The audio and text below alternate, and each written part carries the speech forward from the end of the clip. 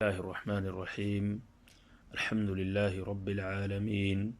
والصلاة والسلام على أشرف الأنبياء والمرسلين نبينا محمد وعلى آله وصحبه أجمعين أما بعد السلام عليكم ورحمة الله وبركاته۔ محترم سامعین کرام، آپ حضرات کے سامنے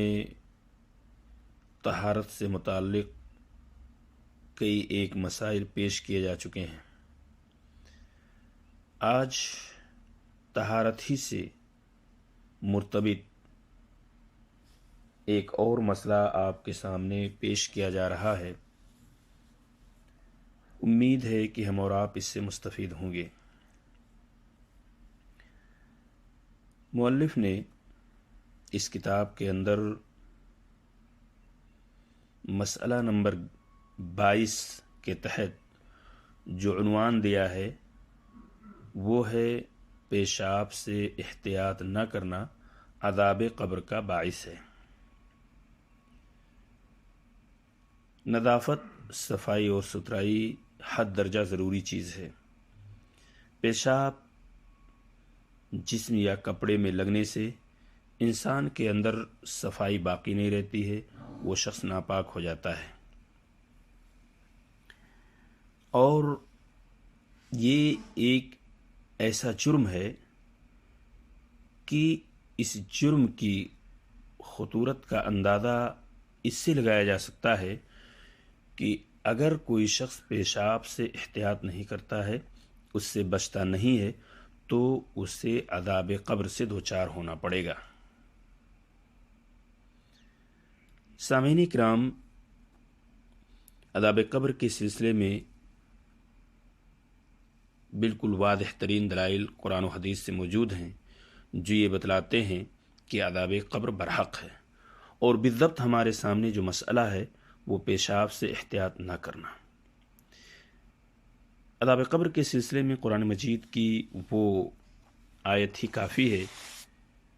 اور ہمیں اور آپ کو یہ چیز بھی معلوم ہے کہ نیک شخص، دیندار شخص، اللہ اور اس کے رسول کے فرمان پر عمل کرنے والا شخص جب وہ دنیا سے رخصت ہوتا ہے اور اس کی برزخی زندگی جب شروع ہوتی ہے تو اسے جنت کی نعمتیں پیش کی جاتی ہیں، اور اس کے برعکس ایک مشرک، کافر، اللہ اور اس کے رسول کا فرمان بالکل اس پہ عمل نہ کرنے والا شخص جب اس دنیا سے رخصت ہوتا ہے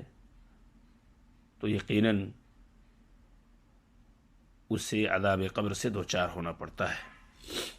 عذاب قبر ایک برحق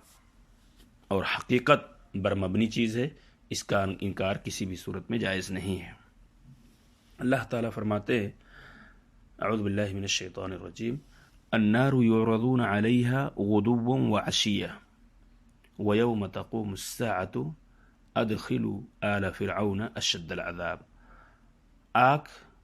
جس کے سامنے یہ لوگ ہر صبح شام لائے جاتے ہیں، اور جس دن قیامت قائم ہوگی، فرمان باری ہوگا، فرعون کو سخت ترین عذاب میں ڈال دو۔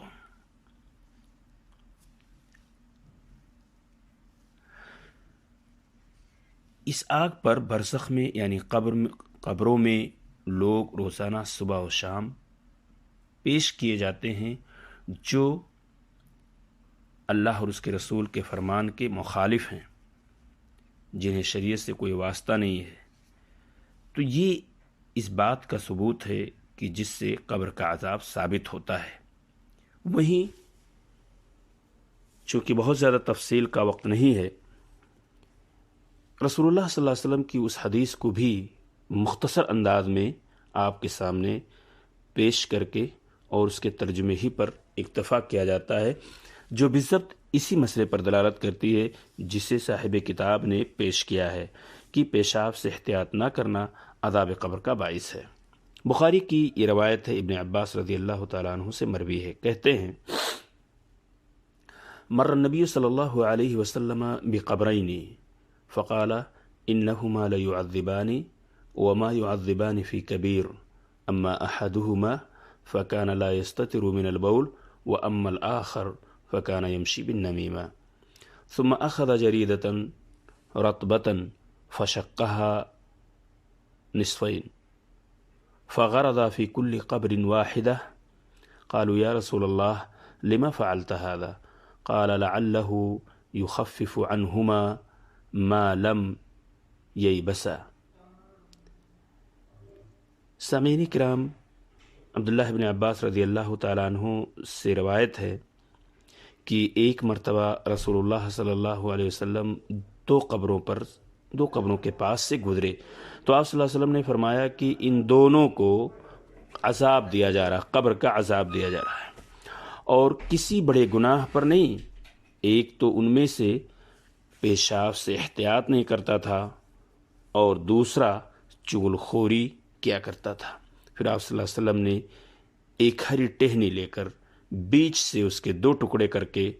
ہر ایک کو ایک ایک قبر پر نصب کر دیا۔ لوگوں نے پوچھا کہ یا رسول اللہ ایسا آپ نے کیوں کیا؟ رسول اللہ صلی اللہ علیہ وسلم کا جواب تھا شاید جب تک یہ ٹہنیاں خشک نہ ہوں ان پر عذاب میں کچھ تخفیف رہے۔ میرے عزیز ساتھیوں، یہ حدیث بالکل صریح ہے اپنے موضوع میں کہ ان دونوں قبر والوں میں کو جو عذاب دیا جا رہا تھا ان دونوں میں سے ایک وہ شخص تھا جو پیشاب کی چھینٹوں سے بچتا نہیں تھا، اور اللہ کے رسول صلی اللہ علیہ وسلم اپنی امت کے لیے کس قدر خیر خواہ تھے کہ آپ نے ان دو ٹہنیوں کو، ہری ٹہنیوں کو لے کر دو ٹکڑے کر کر دونوں قبر والوں پر کی قبروں پر لگا دیا تاکہ ہو سکتا ہے کہ اللہ تعالیٰ اس کے خشک ہونے تک ان کے عذاب کو مخفف کر دے، عذاب میں کچھ کمی کر دے۔